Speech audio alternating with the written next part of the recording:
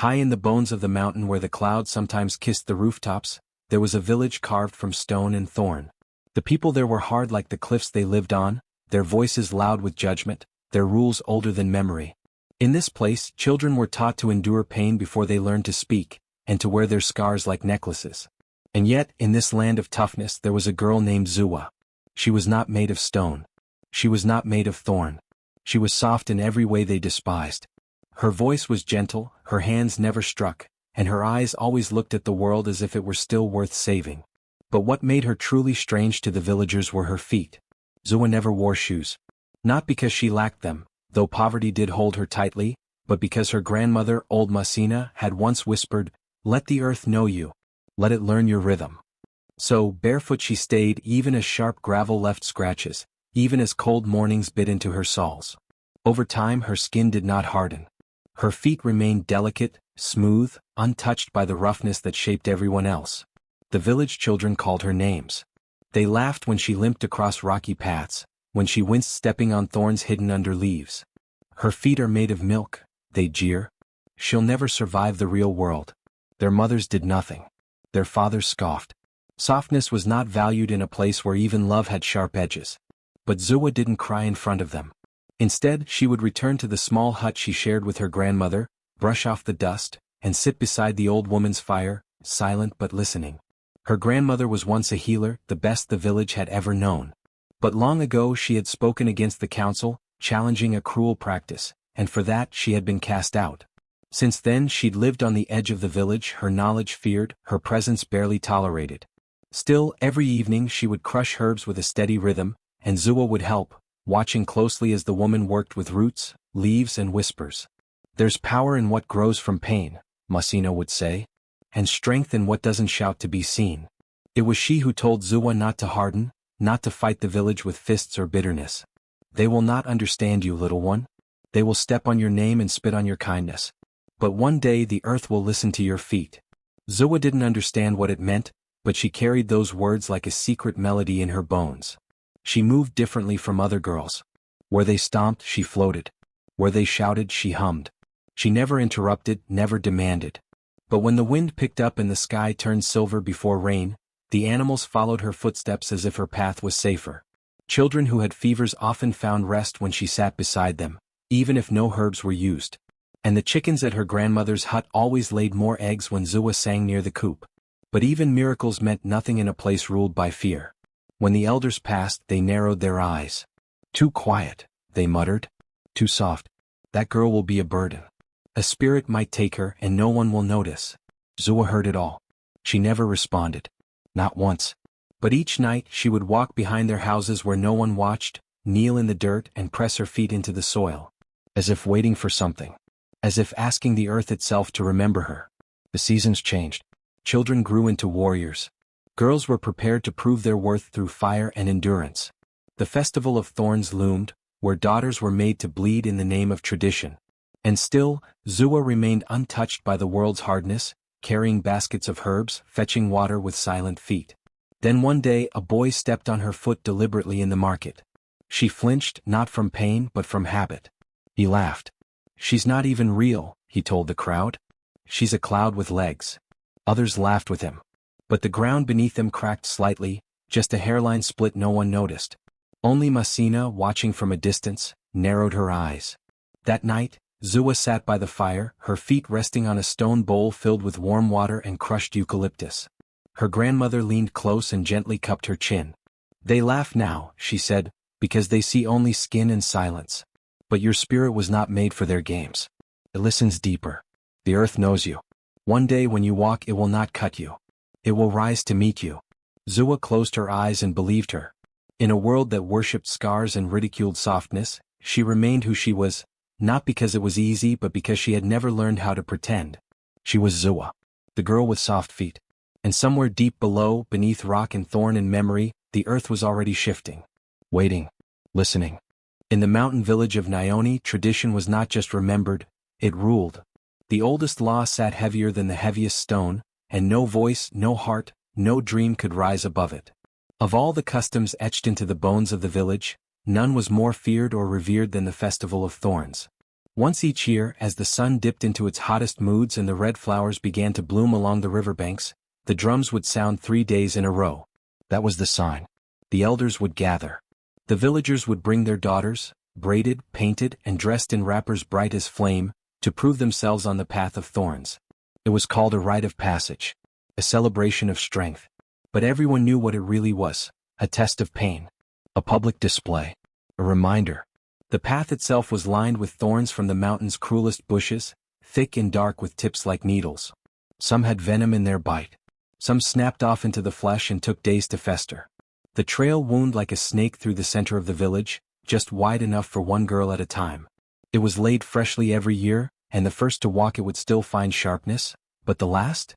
They would find it blood-wet, churned with the agony of all who came before. The chief's daughters always walked first. They were carried to the start on mats, their faces powdered and praised.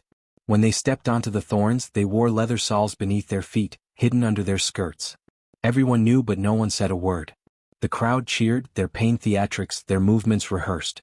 When they passed, flower petals were thrown. Then came the daughters of warriors, the nieces of healers, the girls born into favored homes. They were expected to bear it fully, and they did, some crying, some gritting their teeth, some collapsing halfway only to be dragged forward. After them came the orphans, the children of shame, the daughters of disobedient women. This year Zua stood among them. She wore no paint. Her wrapper was plain, her face bare. Her feet, as always, touched the dirt without protection.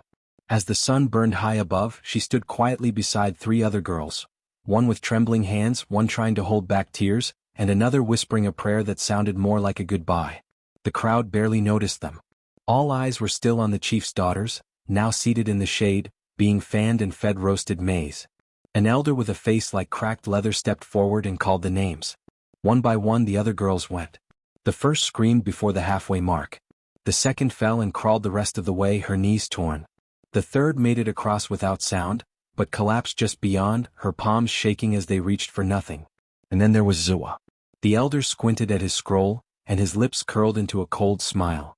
Zua, daughter of no man, he announced. You will dance last. There was a ripple in the crowd. Not surprise, satisfaction. Masina, watching from behind a tree, clenched her jaw. Everyone knew why this was done. Her grandmother's name was still a stain on the village council's memory. She had once dared to stand before them, voice steady, heart wide, and declared that suffering was not holiness. For that, she was exiled, her knowledge dismissed, her warnings ignored. And now her granddaughter would pay the price.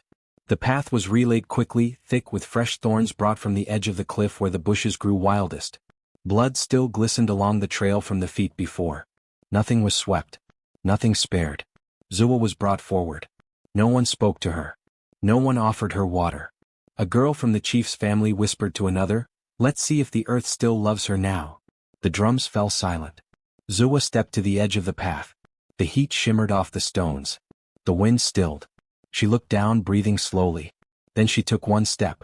Her foot touched the first thorn, and blood beaded instantly. There was no scream. No wince. She only paused. Somewhere in the crowd, Masina began to hum. Just softly. Just enough. Zua took another step. Behind her, the trail stretched like a cruel tongue. Before her, the thorns glinted like teeth. The crowd leaned forward, eager to see her fall. Eager to say, "See? Even the softest must break." But Zua didn't fall. Not yet. She moved slowly, evenly, one step at a time, her face calm, her breath steady. A child in the crowd asked, "Why isn't she crying?" An elder replied, "Because she doesn't know her place." But they were wrong. Zua knew her place, and it was not behind them, not beneath them, but somewhere else entirely, somewhere the thorns had never seen before.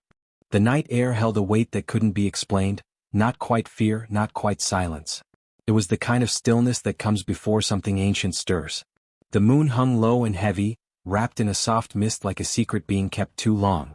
Shadows from the village fires danced on the walls of huts, and the laughter of those with nothing to lose echoed faintly. Zua didn't stay to hear it.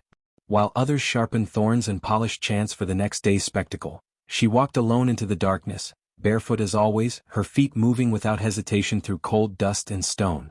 She didn't light a torch. She didn't need one. She knew the way by heart. Past the sleeping goats. Past the stones painted with warnings. To the grove.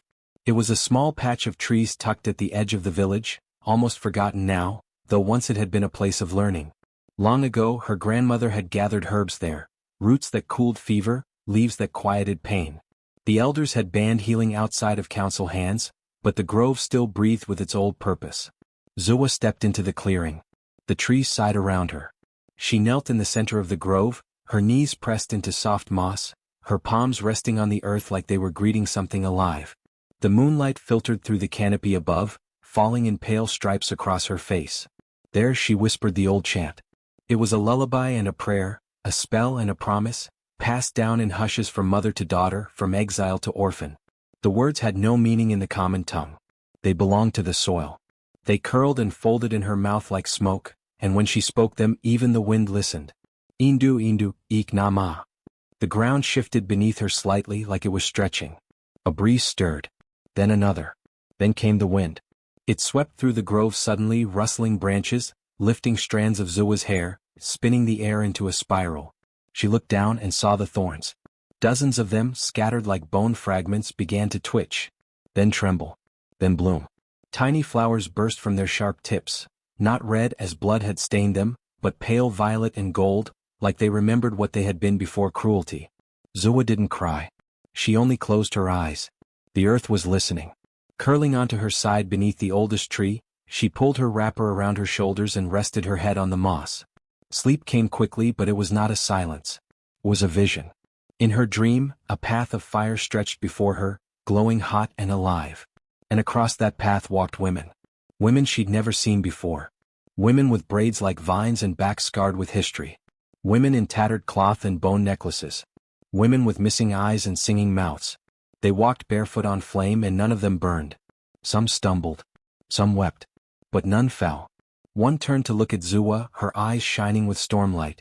She said nothing. She only nodded. And when Zua woke, the grove smelled of ash and flowers. The flowers were real. The pain was coming. But so was something else. The sun rose heavy and golden like it too had come to watch. Drums thundered across the mountaintop village, their rhythm both celebration and warning. Smoke spiraled from hearths and villagers gathered with painted faces, woven fans and fruit pressed into bowls. The festival of thorns had begun. Girls lined up at the edge of the path, their backs straight and brows oiled, their feet freshly wrapped in plantain leaves or hardened with ash. They were daughters of warriors, of hunters, of chiefs. Today they would prove their readiness to become women, not with words but with their willingness to bleed. The path of thorns stretched before them, long and curved, covered with freshly broken branches, hidden needle roots and the jagged shards of mountain bramble. It looked like a mouth of suffering, yawning wide and ready to feast. The crowd shouted names and chants. Mothers called out blessings. Fathers nodded with pride. One by one the girls began. Some walked with dignity, lips pressed tight, their feet marked but their pride intact. Others screamed halfway through, collapsing to the ground, crawling the rest of the way with shamed determination. A few strode confidently, only to limp off at the end, tears rolling down their faces as blood dripped behind them. The crowd responded with a strange delight, a mixture of approval and cruelty. For in Leone, pain was a currency, and this was the first time these girls were asked to pay in full. Then came Zua. She did not wear color. She did not wear beads. Her feet were bare. Her face unpainted. Her presence was like silence walking into thunder. From the chief's mat, someone laughed loudly. Let's see if her soft feet survive. A chorus of mocking whistles followed. She'll cry before she reaches the second thorn. Maybe she'll float like a ghost. She's not even real. She should have stayed in her grandmother's hut, weaving shadows. Zua said nothing. She approached the path like she was stepping toward memory. The drums paused. Then came a low chant, not from the elders but from somewhere far back in the crowd. Masina. Her voice was a hum beneath breath, a sound as old as the roots. Zua took her first step. The thorn bit into her foot. Blood welled instantly, thick and red, and ran down to touch the dirt. She did not flinch. She took another step. And then she moved, not forward but to the side, then the other, her arms raising slightly, not like a dancer trained to impress, but like someone remembering something once forgotten. Her body swayed with the rhythm of something ancient. Her breath was even. Her eyes closed. The crowd murmured. Was she dancing? It wasn't graceful in the way dancers are expected to be. Her movement was jagged, raw, like a tree trying to remember how to bend. But it was undeniable, she was dancing. The thorns beneath her shifted. One curled. Then another. Then the first thorn she'd stepped on, now painted with her blood, pulsed and unfolded into a small violet flower. A hush fell. One by one where she stepped, the thorns began to curl and bloom, their sharp edges softening, their tips unfurling like petals too long hidden. The elders leaned forward. Children stopped chewing their roasted yams. The drummers froze, sticks hovering mid-air. The mocking ceased. Zua kept dancing. Each movement released something, not power but memory. It was as though the land recognized her rhythm and bowed to it. Her feet, so often mocked, now left trails of life behind them. Flowers bloomed in red and purple and gold, and a faint glow seemed to gather around her ankles, swirling like dust caught in light. She did not cry. She did not smile. She simply danced. The girls who had walked before her stared, confused and uncertain, their bandaged feet suddenly feeling less brave. The chief's daughter clenched her teeth. "This is trickery," she hissed, but her voice shook. Zua danced the entire path. She turned once, letting her arms sweep through the air like a bird in mid-flight. Then she knelt, not in defeat but in closing, as if placing a final note on a song no one else could hear. And when she stood, there were flowers beneath her, and none of them bled. The crowd did not cheer. They did not mock. They only stared. Because in that moment, for the first time, they were not witnessing pain. They were witnessing transformation. The air after Zua's dance was thick, not with dust but with disbelief. The crowd did not breathe. The earth did not move. The elders sat frozen, hands tightening around staffs carved with old authority. What they had just seen, what they had just felt, did not belong to any rule, ritual, or reason they controlled. The thorns, the sacred thorns, the same ones that had made generations of girls bleed and crawl, had bloomed. And it was not a metaphor. It was not poetry. It was real. The chief's wife stood, pointing a trembling hand. "It's a trick. Performance. The girl and her witch grandmother have fooled us." But no one moved to agree. The thorns were still there, blooming where Zua had danced, petals unfolding in slow rhythm, kissed with blood, yes, but alive in a way that none had seen before. Violets. Golds. Petals with edges as soft as prayer. The wind carried their scent, wild and ancient, into the nostrils of people who had long forgotten what beauty without pain smelled like. One of the village girls, the same who had laughed the loudest earlier, stepped forward. "I can do it too," she declared, as if daring the world to restore the order that had just cracked. She removed her sandals and stepped where Zua had stepped. One pace. Two. On the third step she screamed. The thorns sliced deep, burying into her flesh like a fong. Blood poured. The petals shriveled under her step, curling back into angry points. She collapsed to the side, clutching her foot, howling. The crowd gasped. The elders stood as one. "Enough!" shouted Elder Cabo, the oldest of the council, his white beard bristling like dry grass. "This festival is tainted. And it... now." The drummers scattered. The chant stopped. Mothers rushed forward to gather daughters. Some wept in confusion. Others dragged their girls away, whispering warnings that sounded more like prayers. Zua said nothing.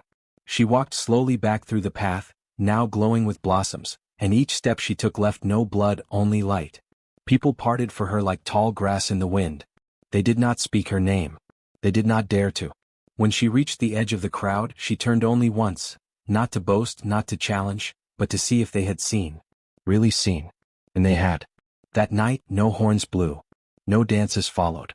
No fires were lit in celebration. Silence blanketed the village. But the land did not sleep. The thorn bushes that edged the eastern ridge began to rustle. At first the wind was blamed.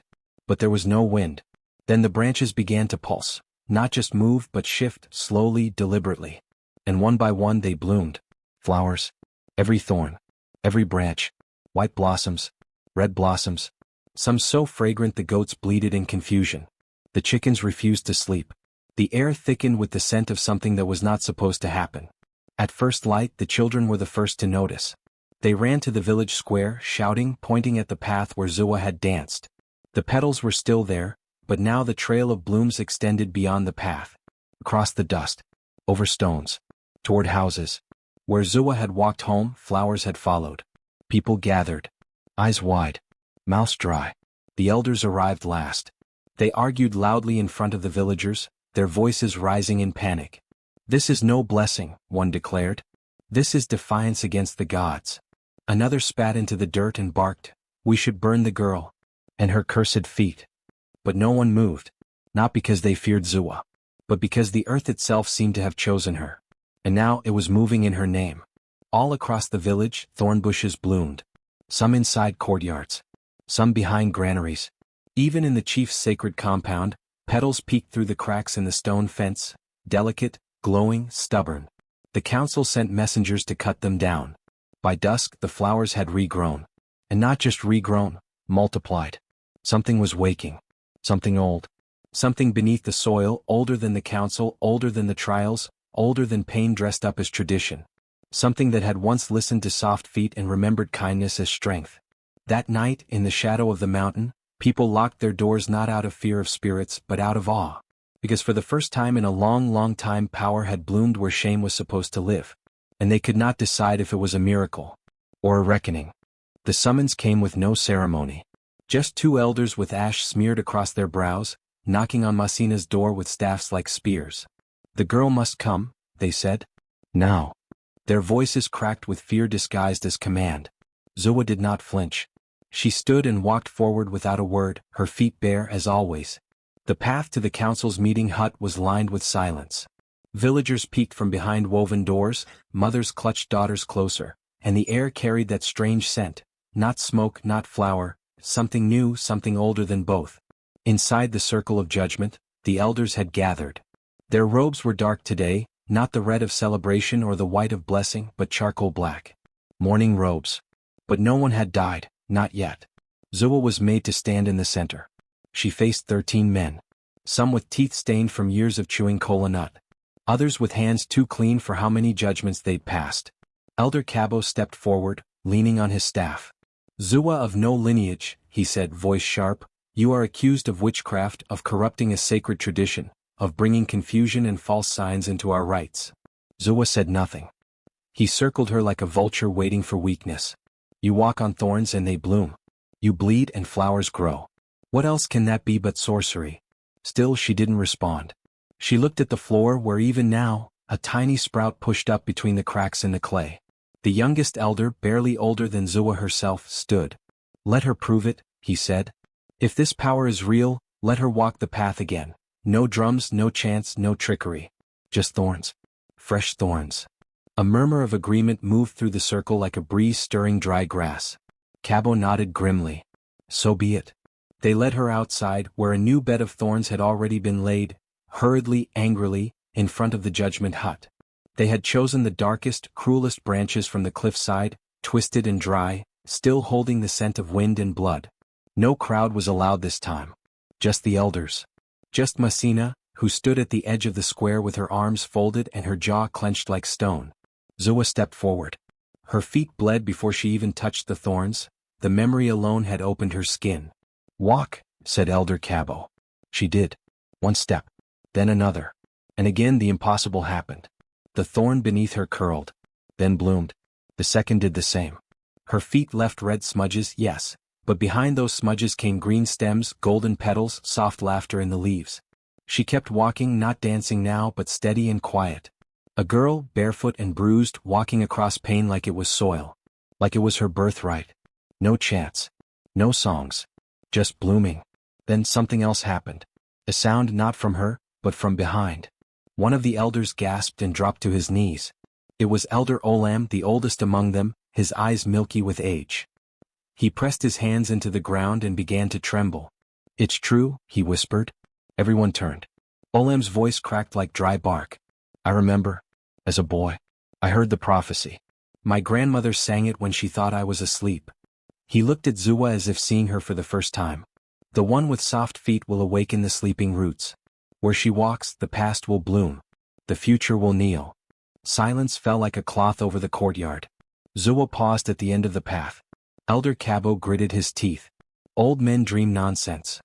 "She is the dream," Olam snapped, louder than anyone thought he could speak. "And we are the ones asleep." Zua turned slowly and faced them all. Her voice, soft but unshaking, carried without effort. "You called my softness a curse. You used your thorns to crown pain and call it tradition. But you cannot bleed truth from every girl and expect flowers never to grow." Cabo's lips moved, but no words came out. Another elder backed away, his gaze locked on the trail of blooming behind her. Zua stepped off the path and flowers followed. Not just on the thorns, but across the stone. Onto the elder's circle. A single bloom cracked through the floor at Elder Cabo's feet. He flinched, and the others watched. Something ancient had been called. And it had answered. Not with thunder. Not with fire. But with soft feet. And blossoms that could no longer be ignored. The elders had waited long enough. Whispers of Zua's garden had turned to songs. Songs had turned to visits. Visits became rituals, and rituals grew into something dangerous. Reverence. Not for the council. Not for tradition. But for a girl they had exiled. And so, in a closed-door gathering of sweat and pride, they came to a decision. We end it now, said Elder Cabo, slamming his staff on the ground. Before the roots grow too deep. At dawn they marched. 13 elders. A dozen guards. 2 boys carrying torches, eyes wide with borrowed rage. No drums this time. No chants. Just dry feet crunching over stone as they made their way to the edge of the village, where the soil was soft and memory slept lightly. Zua was not in the garden. The flowers were. So were the children. They stood among the blooming thorns, barefoot, silent, watching the men approach. Step aside. Cabo barked. No one moved. He snatched the torch from one boy's hand and raised it high. This garden is cursed. It breeds rebellion and dark spirits. One girl, no older than 10, stepped forward. You're afraid of flowers. The elder spat. I'm afraid of lies. And with that he struck the match. Flame hissed, small but hungry. He held it to the base of the tallest bush, one Zua had called First Bloom. Its petals were deep purple. Its thorns curled like question marks. The fire kissed the stem. And the ground answered. It began with a low groan, like an old woman waking with stiff bones. The torch fell from Cabo's hand. The earth beneath their feet cracked. Then rose. All at once, thorn bushes exploded from the soil, not just in the garden but along the path between the huts, around the council house itself. Roots curled up like fists. Walls trembled. The sky, moments ago clear, darkened with a swarm of petals the color of dried blood. In the village square, a mango tree split in half, not from wind, but from something deeper pushing upward, tearing through stone and memory. The people ran. They screamed. Doors flew open, pots shattered, chickens took to the sky. A baby wailed as a flower burst from the floor where its mother had just been kneeling. The council fled. But the thorns followed. In the judgment circle, roots broke through the clay and wrapped around carved chairs, dragging them into the earth like bones returning to the grave. The elders screamed for their guards, but the guards had run. Somewhere near the grain huts, blood-red petals rained down like ash. In the garden the children stood still. And Zua walked through them. No cloak. No crown. Just her. Feet bare. Voice quiet. Eyes calm. She walked past the burning torch, untouched by heat. Past the elder who had struck the match, now weeping into his robes. Past the cracked ground and the groaning trees and the garden that bloomed like it had waited 1,000 years for this moment. Someone shouted, "Make it stop." A woman clutched her baby, tears streaming down her cheeks. "Please, please, we didn't know." "Help us," another cried. But Zua said nothing. She walked to the center of the garden. Then she knelt. She placed her palm on the soil first. It pulsed once like a heartbeat. Then she placed her foot, soft, scarred, steady. And everything paused. The roots stilled. The shaking stopped. The flowers stopped blooming, but they did not wilt. The sky cleared. Not all at once, but slowly, like a deep breath after a scream. People emerged from hiding, dazed. They looked at the girl, now seated beneath a blooming thorn tree, eyes closed, face lifted to the wind. Not a single elder dared approach. Later that night no one danced. No one celebrated. But people whispered. Not out of fear. Out of awe. And gratitude. They began to sweep the paths around the garden. They brought offerings of water, cloth, small songs whispered into the roots. Because they knew now, the earth had listened to Zua. And when they tried to hurt her, it had risen to answer. Not with fire. Not with flood. But with bloom. A rebellion in petals. A warning in color. And it was her foot, the one they had mocked, the one they had tried to shame, that calmed it all. She had not said a word. She hadn't needed to. Because the earth spoke louder than any council ever could. Zua was not asked to return to the center of the village with trumpets or fanfare. No drums beat for her. No red mats were unrolled. But when the people came to her, eyes wet, backs bent, hearts quiet, they brought something louder than any welcome song. They brought silence, reverent and real. The elders did not lead the procession. They watched from behind windows, peeking between wooden slats, unsure whether their power had shattered or simply shifted. It was the mothers who walked first, barefoot, holding children who could not walk, leading elders who could no longer see. And behind them came the youths, girls with cracked voices, boys with broken pride, all carrying questions wrapped in hope. Zua stood just outside the garden, the place they had once exiled her to. Her toes touched the earth as if speaking to it, listening first. The flowers behind her pulsed gently in the windless morning, as if they too waited. "Come back," one of the mothers whispered. "Please. The pain won't stop." Another stepped forward. Her face was familiar, once the wife of an elder who had ordered Zua's exile. Now her hands shook as she held out a child with crooked legs. Zua didn't speak. She stepped forward. The people parted like water around her. No one told them to move, but they did. They couldn't help it. Her feet brushed dust, then stone, then the cracked clay of the village square.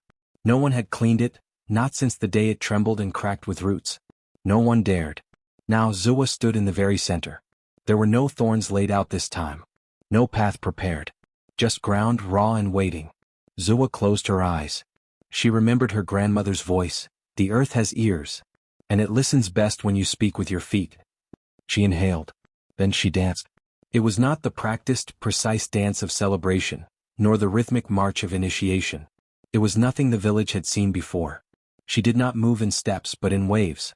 Her arms curled like branches, her knees bent like hills softened by time. Her feet pressed into the soil as though greeting it, not conquering it. And something changed. First a hush fell. Then warmth. A breeze, though the air was still. Then the child with the crooked legs cried out, not in pain but in wonder. He wriggled out of his mother's arms and placed one foot on the ground. Then the other. He took one shaky step. Then another. By the fourth he was walking. Gasps rose. A man clutched his chest, a wound that had burned for years, left by a spear long ago. He sank to his knees and wept as the pain faded like mist.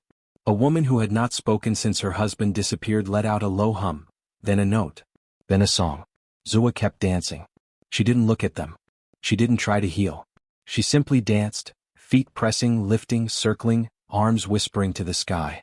The earth beneath her pulsed gently. Tiny flowers, pale blue like morning, unfurled behind her steps. And where she danced, healing followed. Children once mocked for limping began to sway. A blind elder gasped as he blinked and saw only light, but knew it was light. A scarred man touched his face, and the flesh that had never softened began to glow. No one shouted. There were no cheers. Only breath. Only awe. She danced for minutes. Then an hour. Time folded in on itself. The sun rose higher, but no one felt hunger. The world shrank into a circle. One girl, barefoot, in the place where she had once been humiliated, now moving like she owned the very soil. A boy who had once thrown stones at her now clutched his ankle in silence, healed. A woman who had laughed as Zua bled now held a thorn flower and cried. The old council members stood far back, some too proud to approach, others too broken to try. And Zua kept dancing. When she finally stopped, the earth was warm. Everywhere her feet had touched, the ground had softened. She opened her eyes. The people stared. Then slowly, one by one, they knelt. Not in worship. Not in fear. In thanks. Zua said nothing. But her gaze swept across the square. She looked at every face, every scar, every pair of eyes. Then she stepped forward and placed her palm on the ground. The flowers she had left behind, glowing, blue, soft, curled into vines and spread across the village. Into doorways. Around cooking pots. Over sleeping mats. Under cribs. Over the council house. Down the paths where girls once bled during the trials. Into the fields. It was not magic. It was memory blooming. That night the village changed. People walked barefoot. Not because they had to, but because they wanted to feel the ground again. Mothers began planting thorn bushes beside herbs, teaching their daughters how to sing to them. Boys danced without waiting for ceremonies. Children stopped throwing stones and started planting them. Zua built no shrine. She accepted no title. But the people came. With sick children. With broken hearts. With stories. And all she ever asked them to do was take off their shoes. Or sing softly. Listen. One day a child asked, Why do your feet never hurt even though they are soft? Zua smiled. Because they remember the pain. And the pain taught them how to listen. Will my feet listen too? If you let them touch the earth long enough, they will. Years passed. The council was dissolved, not with fire, not with rebellion, but by roots that grew through their chairs and people who no longer needed them. New elders rose, chosen by song, not bloodline. The trials were ended. The festival of thorns became the festival of bloom. And in the center of the village, where once a girl had been made to bleed for shame, flowers never stopped growing. Zua aged slowly. Her hair turned silver like the petals of moonflowers. But her feet, they remained bare. And people swore the earth still opened for her when she walked. They came from far villages carrying pain. And they left lighter.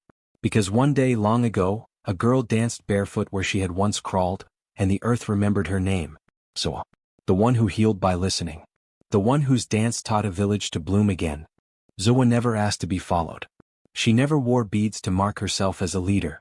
She never raised her voice in public nor sat upon the elder's stool, though they offered it more than once.